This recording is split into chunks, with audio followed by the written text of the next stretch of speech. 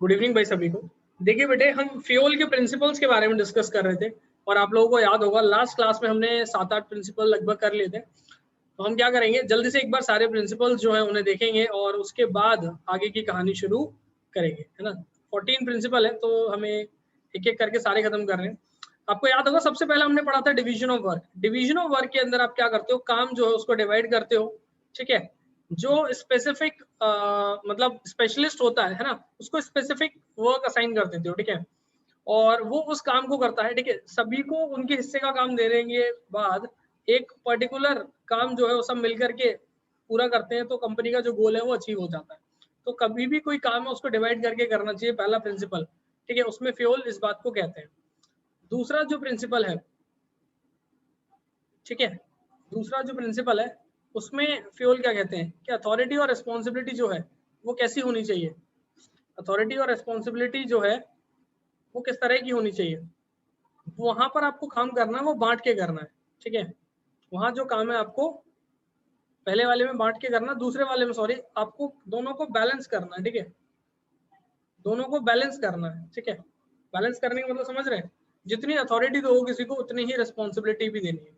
तो ये चीज जितनी बैलेंस होगी उतना ज्यादा अच्छा रहेगा, ठीक है। तो काम आसानी से हो जाएगा। अथॉरिटी का मतलब आपको याद होगा हमने देखा था पावर टू टेक डिसीजंस, और रिस्पॉन्सिबिलिटी का मतलब कि कोई काम दिया गया है उसको उसी जिम्मेदारी से पूरा करना है, ठीक है, जिसको दिया है।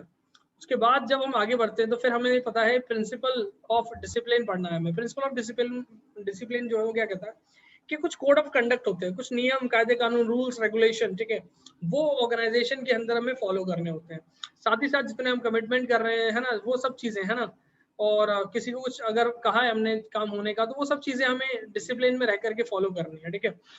तो ऑर्गेनाइजेशन में माहौल अगर डिसिप्लिन का होगा, सब लोग अपने हिस्से का काम जिम्मेदारी से समय पर पूरा करेंगे, तो इसका फायदा जो है ऑर्गेनाइजेशन को एक बड़े स्केल पे जरूर होगा, ठीक है। इसका फायदा ऑर्गेनाइजेशन को जरूर होगा। इसके बाद अगर हम बात करें principle of unity of command, next क्या है principle of unity of command. इसका क्या मतलब है, इसका ये मतलब है बेटे कि एक बार में एक ही बॉस से ऑर्डर लेना है, एक से ज्यादा बॉस से ऑर्डर नहीं लेना, वरना प्रॉब्लम आएगी, ठीक है, कि किसका काम पहले करना है। नेक्स्ट क्या है principle of unity of direction. Principle of unity of direction का क्या मतलब है बेटे, क्या देखो यहाँ एक बात पढ़ी थी ना, वन हेड, तो ये हेड है ना, और वन प्लान, और ये जो प्लान बनाया है बाकी सब इसके हिसाब से इस प्लान पे काम करें, ठीक है, इसके हिसाब से इस प्लान पे काम करें। तो क्योंकि 10 लोग दिमाग लगाने वाले होंगे ना किसी काम को करने के लिए, तो काम कभी सही नहीं हो सकता। लेकिन अगर एक व्यक्ति ने तय कर लिया बाकी सब उसको, है ना, उसने प्लान बना लिया, बाकी सब उसके प्लान के साथ काम कर रहे हैं, तो फिर कोई इतनी प्रॉब्लम नहीं आने वाली होती है, ठीक है। तो ये प्रिंसिपल इसी बात को कह रहा है, ठीक है, कि principle of unity of direction क्या कहता है, एक व्यक्ति जो है सबको जैसे बता रहा है वैसे अगर सब चलेंगे तो कंपनी का गोल जो है वो मतलब आसानी से आराम से अचीव कर सकते हो। It means there should be one head, एक ही हेड होना चाहिए और एक ही प्लान होना चाहिए, ठीक है, for a group of activities having the same objective. मतलब पूरा जो ग्रुप है उसके लिए, है ना, तो वो सेम ऑब्जेक्टिव के लिए जो लोग काम कर रहे हैं वो उस गोल को आसानी से अचीव कर पाएंगे।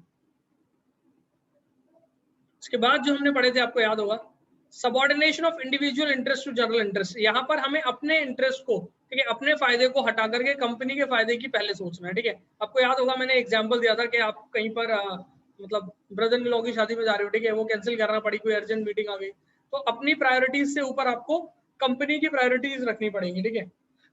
तभी आप कंपनी को, समझ रहे हो, अच्छे एम्प्लॉय के तौर पर मतलब कंपनी आपको देखेगी। रेमुनरेशन ऑफ अ पर्सन क्या है, यहाँ पर हर व्यक्ति को समय पर सैलरी दो, इतना सैलरी दो, ठीक है, कि वो एक अच्छा स्टैंडर्ड ऑफ लिविंग जी सके, है ना। जितना काम कर रहा है उतने मतलब उतने काम के बराबर कंपेटिटिव सैलरी तो एटलीस्ट उसको दो, है ना। उसने जितनी मेहनत की है उतनी मेहनत के बराबर सैलरी तो उसको दो, ठीक है। तो अगर उसको समय पर सैलरी मिलेगी तो आप अच्छे से काम करेगा ऑर्गेनाइजेशन में। सेंट्रलाइजेशन डिसेंट्रलाइजेशन, सेंट्रलाइजेशन का क्या मतलब था कि एक जो अथॉरिटी है, ठीक है, टॉप लेवल, वो सारे डिसीजन ले रही है कंपनी की, और डिसेंट्रलाइजेशन मतलब मेन डिसीजन कंपनी के कौन ले रहा है, वो अथॉरिटी ले रही है टॉप लेवल वाली, और बाकी के कुछ जो डिसीजन है वो मिडिल लेवल वाले जो है वो भी लिया करते हैं, बॉटम लेवल वाले भी लिया करते हैं। तो इन दोनों के बीच में क्या होना चाहिए, प्रॉपर बैलेंस होना चाहिए, प्रॉपर बैलेंस होना चाहिए ऑर्गेनाइजेशन में, ठीक है। अगर इनके बीच में ऑर्गेनाइजेशन में बैलेंस है तो ऑर्गेनाइजेशन बहुत अच्छे से काम कर सकती है, ठीक है। इसके बाद नेक्स्ट जो है हमारे पास जिसको आज हम पढ़ने वाले हैं, ठीक है, वो है हमारा principle of scalar chain. Principle of scalar chain, ठीक है बेटे। Principle of scalar chain means the change of supervisor, ठीक है, और the line of authority from the highest executive to the lower one for the purpose of communication. बातचीत की बात की जा रही है यहाँ पर। देखो सुनना, मेरी बात सुनना, एग्जाम्पल समझना क्या है, ठीक है। मान लो ये टॉप लेवल है, ये मिडिल लेवल है, ठीक है, और ये बॉटम लेवल है, मान लो बस, ठीक है। ये टॉप लेवल है, ये मिडिल है, ये बॉटम है, ठीक है। अब टॉप लेवल वाले ने कोई चीज कही, ठीक है, सुनना, और ये जो है इस तरफ एक डिपार्टमेंट है, एक डिपार्टमेंट इस तरफ है, ठीक है। इस तरफ वाला जो डिपार्टमेंट है वो है मान लो प्रोडक्शन डिपार्टमेंट, ठीक है, मान लो, ठीक है। इस तरफ वाला मान लो सेल्स डिपार्टमेंट, ठीक है। अब जो ए है वो टॉप लेवल वाला है, उसने बी को कहा कि सुनो 100 यूनिट प्रोड्यूस कर देना, ठीक है। इसने सी को कहा कि भैया डी और ई को कह देना 100 यूनिट प्रोड्यूस करवाने, तो इसने इन दोनों को बता दिया। ए ने फिर एफ को कहा सुनो 100 यूनिट प्रोड्यूस करवा रहे हैं, 100 बिकवानी है, तो एफ ने कहा ठीक है सर, तो एफ ने जी को बताया, जी ने आई और एच को बता दिया, ठीक है। तो क्या हुआ कि यहाँ से इंफॉर्मेशन कैसे फ्लो हो रही, कोई भी इंफॉर्मेशन कंपनी में टॉप टू बॉटम फ्लो होती है, ध्यान से सुनना। कोई भी इंफॉर्मेशन जो है कंपनी के अंदर वो कैसे फ्लो होती है, टॉप टू बॉटम, टॉप मतलब ऊपर से नीचे की तरफ, ठीक है।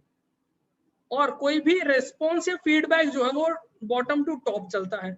कोई भी रेस्पॉन्स जो है, ये फीडबैक जो है वो बॉटम टू टॉप, ठीक है, बॉटम से टॉप की तरफ जाता है, ठीक है। जैसे आप बता दो ठीक है सर इतना काम हो गया, करवा दिया, तो ये फीडबैक है ना, या रेस्पॉन्स कर रहे हो आप, ठीक है, या कुछ कंप्लेन है, कंप्लेन है किसी चीज की, तो वो बॉटम टू टॉप जाएगी। तो इस तरह से इंफॉर्मेशन फ्लो होती है किसी भी कंपनी में, एक सिस्टमेटिक तरीके से, ठीक है। जैसे मान लो जो ई है उसको जी को कुछ कहना, तो ये ऐसे जाएगा, ऐसे, ठीक है, ऐसे ऐसे जाएगी इंफॉर्मेशन, ऐसे, समझ रहे हो। एक सिस्टमेटिक चेन होती है कंपनी में, वो फॉलो होती है, ठीक है। कंपनी की बात कर रहे हैं। जैसे और एक एग्जांपल, जनरल एग्जांपल है ये, ठीक है, जो अभी मैंने दिया वो बिजनेस का था, यहाँ मैं जनरल एग्जांपल दे रहा हूँ। मान लो ये जो व्यक्ति है, ठीक है, स्कूल का प्रिंसिपल है, ठीक है, और ये जो है स्कूल के है ना, ये क्लास टीचर है आपके। तो प्रिंसिपल ने बताया कल छुट्टी है क्लास टीचर को, क्लास टीचर क्लास में आके बच्चों को बता रहा है कि बेटा कल छुट्टी है। तो इन्फॉर्मेशन जो है सिस्टमेटिक है ना, ये 12th क्लास है, इधर की 11th क्लास है, तो 11th वाला 11th प्रिंसिपल ने तो दोनों टीचरों को बता दिया, लेकिन वो टीचर अपनी क्लास में जाके बता देगा, वो अपनी क्लास में जाके बता देगा। तो इस सिस्टमेटिक तरीके से इन्फॉर्मेशन फ्लो होती है ना। आपको कोई कंप्लेन है, वाटर कूलर में पानी नहीं आ रहा है, कुछ टूट गया है ना, स्पोर्ट्स का कुछ इक्विपमेंट टूट गया, तो आप क्या करोगे, अपने क्लास टीचर को बताओ, क्लास टीचर प्रिंसिपल को बोलेगा नया खरीदवाए। तो समझ रहे हो, नीचे से ऊपर की तरफ जा रही है ना। टॉप बॉटम और मिडिल वाला एग्जांपल जो है बस वो समझने के लिए मैंने यहाँ पर आपको स्कूल का लिया है, ठीक है। तो अदरवाइज मत लेना कि मैं आपको बॉटम में कह रहा हूँ ऐसा कुछ, ठीक है, वो पर्सनल मत ले जाना बस, ठीक है। होप ये बात समझ में आ रही होगी आपको, ठीक है, कि इन्फॉर्मेशन जो है सिस्टमेटिक तरीके से फ्लो होती है। लेकिन मान लो कोई इमरजेंसी है, उस इमरजेंसी में दो अलग अलग डिपार्टमेंट के लोग डायरेक्ट अगर कम्युनिकेट करते हैं, बातचीत करते हैं, कोई भी इंफॉर्मेशन को फ्लो करते हैं, तो इस कॉन्सेप्ट को कहा जाता है गैंग प्लैंक। और इस पे मान लो अगर स्केलर चेन का क्वेश्चन है तो गैंग प्लैंक की बात ना आए उसमें, ये हो ही नहीं सकता, ठीक है। 99% आती है वो बात। गैंग प्लैंक, गैंग प्लैंक क्या है, जब दो अलग अलग डिपार्टमेंट के लोग किसी भी इमरजेंसी की सिचुएशन में, किसी भी जरूरी सिचुएशन में, ठीक है, डायरेक्ट कम्युनिकेट करते हैं स्केलर चेन को फॉलो किए बिना, ठीक है। तो इसको परमिशन दी गई है, लेकिन एक कंडीशन है, उसके लिए नाम रखा गया gang plank. Gang plank permits direct communication between the employees working in different position without following the scalar chain. Scalar chain follow किए बिना जब दो लोग आपस में कम्युनिकेट कर रहे हैं, तो this concept is known as gang plank. Hope आप लोगों को समझ में आया होगा। देखिए गैंग प्लैंक का अगर एक जनरल एग्जांपल है तो ये प्रोडक्शन डिपार्टमेंट है, ठीक है, और ये सेल्स डिपार्टमेंट जो था, है ना। तो यहाँ मान लो कोई मशीन खराब हो गई या फिर कोई हादसा हो गया, मशीन टूट गई, आग लग गई, तो वो क्या करेगा, वो ऐसे थोड़ी बोलेगा इसको बताएगा ऐसे जाएगा, नहीं, वो क्या करेगा सामने वाले को तुरंत, मतलब समझ रहे हो, कोई भी ऐसी इमरजेंसी है जिसमें यही काम संभाल सकता है, ये जो बंदा उसको ही मशीन ठीक करना आती है, उस चीज को कंट्रोल करना आता है, तो डायरेक्ट इससे कॉन्टेक्ट करेगा, इसको इन्फॉर्म करेगा वो, ठीक है, समझ रहे हो सिचुएशन के हिसाब से। तो वो गैंग प्लैंक हो गया, वो ऐसे जाएगा तो डिले हो जाएगा। स्केलर चेन को फॉलो करने का नुकसान ये होता है कि वहां पर जो डिसीजन है, जो कम्युनिकेशन है, वो डिले हो जाता है, बहुत टाइम लग जाता है। लेकिन फायदा क्या है यार इसमें, कि कम्युनिकेशन गैप नहीं आता, ठीक है। इसमें फायदा यही है कि इसका जो है कोई कम्युनिकेशन गैप नहीं आता, एक सिस्टमेटिक फ्लो होता है इन्फॉर्मेशन का, लगातार इन्फॉर्मेशन जो है वो पास होती रहती है, ठीक है, ये कहानी है इसके अंदर। नेक्स्ट है प्रिंसिपल ऑफ ऑर्डर। नेक्स्ट क्या है हमारे पास, प्रिंसिपल ऑफ ऑर्डर। बहुत इजी है, बहुत अच्छा है, लेकिन मजा आ जाएगा ध्यान सुनोगे तो, ठीक है। देखो, there must be fix place to keep every material and man, ठीक है। क्या कहना चाह रहा है, मैं जो बोला वो क्या बोला, कि प्रिंसिपल ऑफ ऑर्डर, यहाँ ऑर्डर देने की बात नहीं है, ऑर्डर की बात क्या है कि जैसे ये किताबें जो है, किताब कह रहा हूँ, फाइल जो है, ठीक है, इन फाइलों को एक जगह पर रखा गया ना, तो आप देखो स्कूल के अंदर, देखो लाइब्रेरी में हर ड्रॉअर में आपको पता है कौन से वाले में मैथ्स की किताबें, कौन से में साइंस की है, किसमें अकाउंट्स है, किसमें बिजनेस है, हर क्लास की। तो सिस्टमेटिक तरीके से हर चीज की एक फिक्स जगह होती है, घर में देखो, स्कूल में, कहीं भी देख लो, हर चीज की एक फिक्स जगह होती है। तो प्रिंसिपल ऑफ ऑर्डर में फ्योल कह रहे हैं कि हर चीज की सिस्टमेटिक जगह है, उस चीज को ऑर्गेनाइजेशन में उसी जगह पे रखा जाए। क्यों जरूरी है ये चीज, देखो जैसे ये आपके मान लो गैरेज में काम करते हैं वो लोग कौन होते हैं, मैकेनिक। हाँ मैकेनिक, ठीक है। तो ये मैकेनिक है, ठीक है, ये गाड़ी आई इनके यहाँ, ठीक है, और बड़ी सी कंपनी में मैन्युफैक्चरिंग कर रहे हैं ये लोग, ठीक है। अब क्या करें, यहाँ ये टूल किट है, यहाँ इनके सारे टूल्स रखे हुए हैं, तो अब यहाँ काम करते रहेंगे आराम से, ठीक है। लेकिन आप इनको जो भी टूल चाहिए जाके टूल किट से निकालो, काम करते रहेंगे, है ना, और वापस जाके वहीं रख देंगे, तो प्रॉब्लम नहीं आएगी। लेकिन एक यहाँ डाल दिया, एक यहाँ डाल दिया, एक यहाँ डाल दिया, यहाँ फेंक दिया, यहाँ फेंक दिया, फिर कितनी दिक्कत है, समझ रहे हो। बार बार ढूंढते ही रहो, ढूंढते ही रहो, कोई फिक्स जगह नहीं है। तो इसलिए हर चीज की कंपनी में एक फिक्स जगह होती है। एक फाइल है, उसको कहीं भी फेंक दोगे तो दिक्कत है, एक सिस्टमेटिक जगह, एक जगह फिक्स कर लो, यहाँ रख दो उसको, तो आपको कोई प्रॉब्लम नहीं आएगी, ठीक है। तो हर चीज की कंपनी में एक फिक्स जगह होनी चाहिए। प्रिंसिपल ऑफ ऑर्डर में फ्योल ये बात कह रहे हैं। एक और चीज के मटेरियल, मतलब है ना, मटेरियल की एक फिक्स जगह होनी चाहिए, ठीक है, फिक्स प्लेस होनी चाहिए। ऐसे ही जो मेन है, ठीक है, मेन वुमेन, मतलब क्या है यहाँ पर कि कोई भी एम्प्लॉय जो है आपका, उसके लिए फिक्स कैबिन होना चाहिए, ठीक है।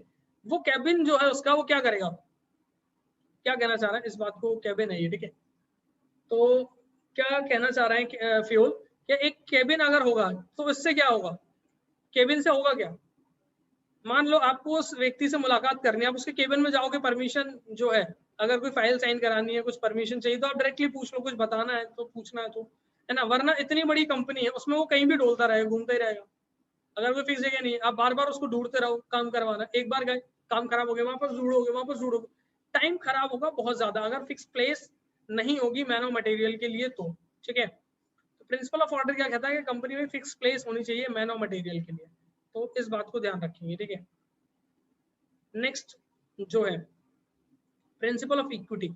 देखो बहुत कंफ्यूजन वाला पार्ट आ गया अभी। प्रिंसिपल ऑफ रेम्यूनरेशन और प्रिंसिपल ऑफ इक्विटी में बच्चे गलती करते हैं, ठीक है, बहुत ज्यादा गलती करते हैं, तो इसलिए ध्यान समझो। प्रिंसिपल ऑफ रेम्यूनरेशन क्या कह रहा था कि सबको समय पर सैलरी दो, जितना कमा रहे हैं उतना हक है उनका, उतना पैसा दो, रेम्यूनरेशन में ये बात आ रही है, ठीक है।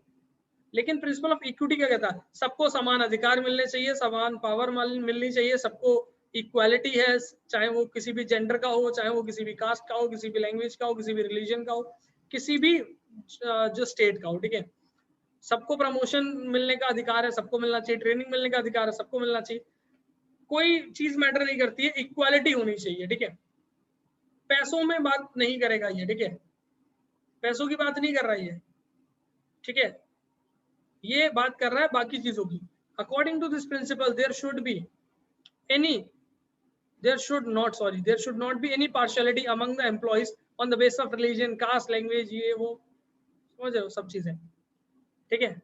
इक्विटी की बात हो रही, मतलब there should be equality among all the employees working in the organization, ठीक है। तो इससे क्या होगा, एक समझ रहे हो, भाईचारे की भावना जो कंपनी में लोगों के बीच में बनी रहेगी।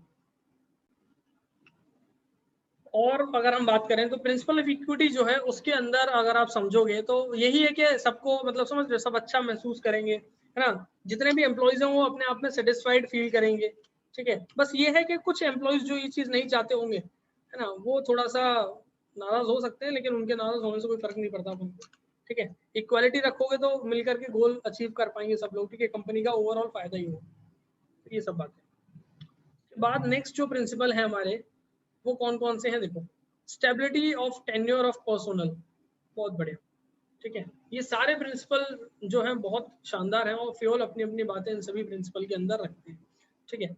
Stability of tenure of personal, इसके अंदर फ्यूल क्या कह रहे हैं देखो, फ्यूल कहते हैं इस प्रिंसिपल में कि जितने भी लोग आपकी कंपनी में काम कर रहे हैं, सुनना, जितने भी लोग आपकी कंपनी के अंदर काम कर रहे हैं वो सभी लोग जो हैं, ठीक है, आप उनको एक समय तक काम करने दो, ठीक है, मतलब क्या है कि रेगुलर बेसिस पर उनको काम करने दो, ठीक है। और अगर हम अच्छे समझे इसका मतलब ये है कि फ्यूल यहाँ पर ये कहना चाह रहे हैं कि जो भी आपकी कंपनी में काम कर रहा है उसका बहुत जल्दी जल्दी, ठीक है, जॉब रोटेशन ना करें और ट्रांसफर ना करें, दो चीजें, ठीक है, दो चीजें पकड़ो मैं क्या कहना चाह रहा हूँ।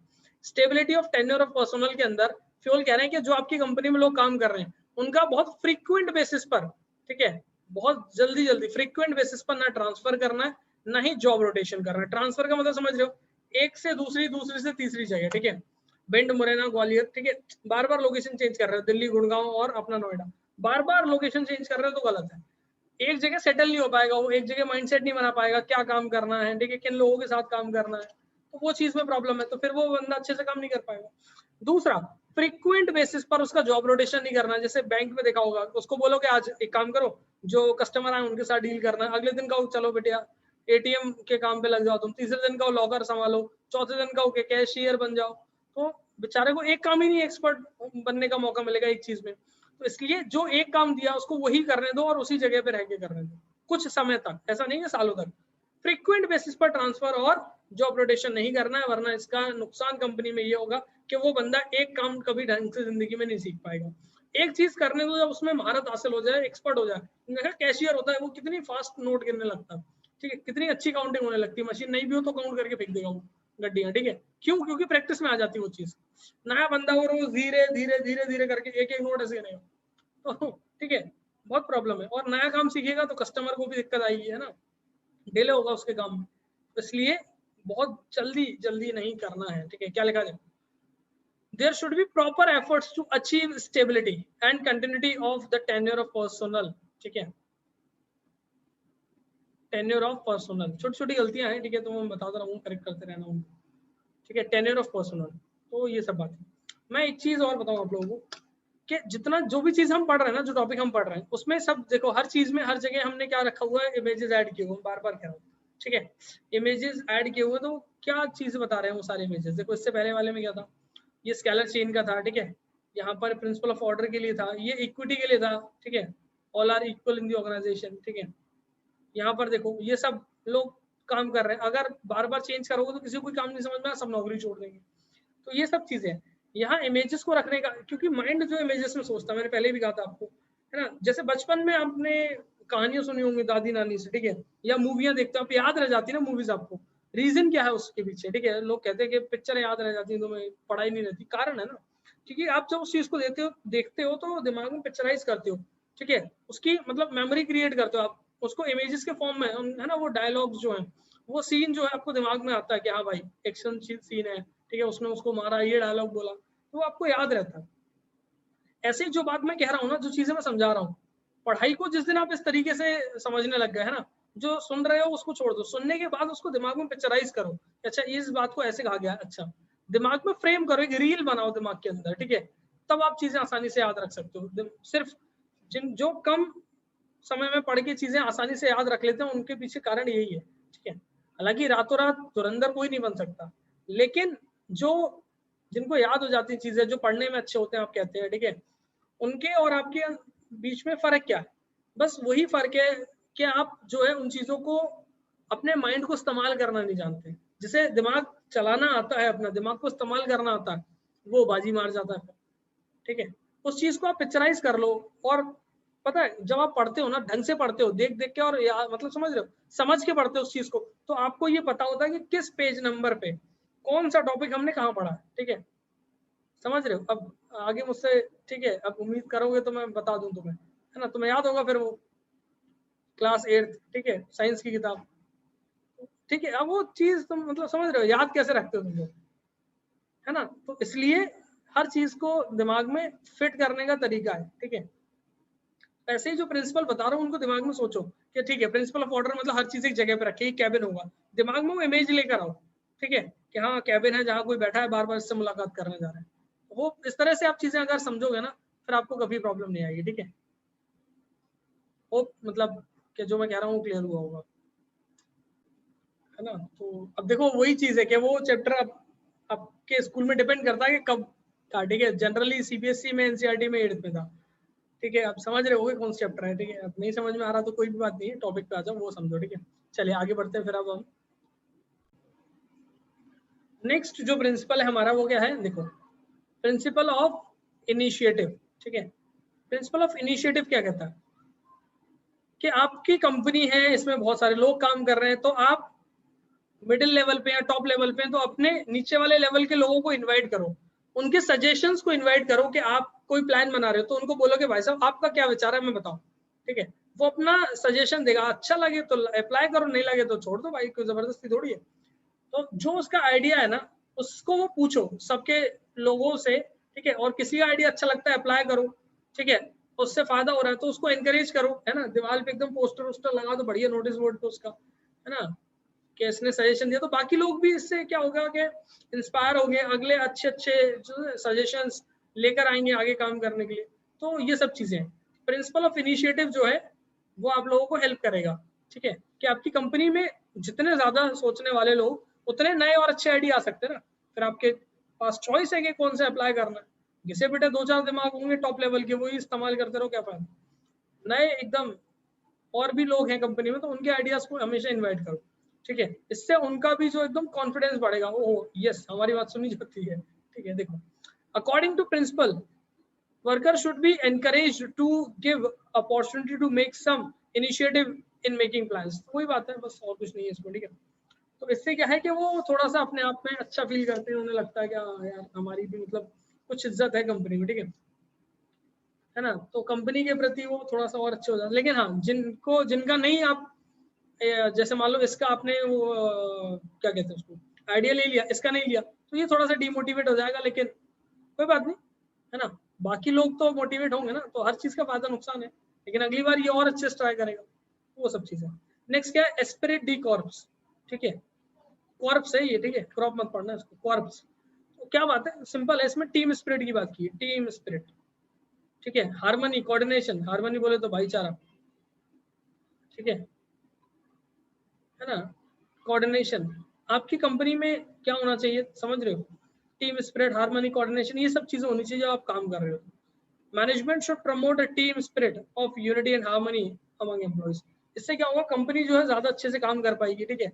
आपका जो मैनेजर है ना, हमेशा मैं मतलब, समझ रहे हो, मैंने ऐसा किया, मैं ऐसा सोच रहा हूँ, ये चिल्लाने वाला नहीं होना चाहिए। आई को बी से रिप्लेस कर दे कि हम ऐसा करेंगे, हम ऐसा कर सकते हैं, हमें ये करना चाहिए, समझ रहे हो। तो अपनेपन का एहसास होगा वहाँ एम्प्लॉइज को, ठीक है। तो ये सब चीजें होनी चाहिए। यहाँ टीम स्पिरिट में कभी भी अकेले की बात नहीं होती है, सबकी बात होती है, ठीक है। तो ये सब छोटी छोटी चीजें इन्हें अगर सुधारते हैं, कंपनी जो है बहुत ज्यादा अच्छे से इंप्रूव कर सकती है। इसके बाद आपको याद होगा लास्ट क्लास में मैंने आपको कहा था कि difference between unity of command and unity of direction जो है वो आपको देखना है ना। और इसके साथ साथ मैंने कहा था कि एक बार देख लेना, लेकिन मैं बता देता हूँ, एक आइडिया दे देता हूँ आपको, ठीक है, कि क्या है यूनिटी ऑफ कमांड में। आपको याद होगा, one subordinate should receive order from one boss only, एक बार में एक ही बॉस से ऑर्डर लेना, ये बात की थी। और यहाँ पर क्या था कि एक बॉस होगा, मतलब एक हेड होगा, बॉस नहीं, एक हेड होगा, और उसका जो प्लान है सब लोग उसके हिसाब से काम करेंगे, ठीक है। दूसरा क्या है, यहाँ पर इट अफेक्ट्स इंडिविजुअल एम्प्लॉइज, यहाँ पर इंडिविजुअल एम्प्लॉय को अफेक्ट करता है, ये पूरी ऑर्गेनाइजेशन के लिए होता है, ठीक है। मतलब पूरी ऑर्गेनाइजेशन पे इसका फर्क पड़ता है, ठीक है। कोई बात नहीं, लाइट चलेगी, चलेगा, ठीक है।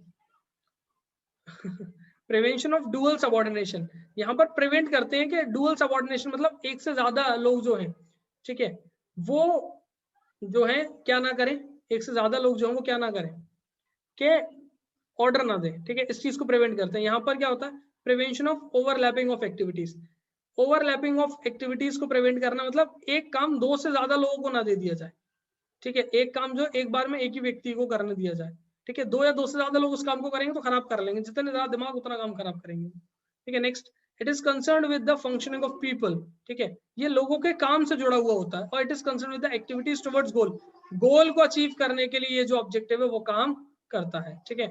तो ये लोगों से जुड़ा, ये गोल को अचीव करने से जुड़ा, दोनों में अपने अपने में डिफरेंस है, ठीक है।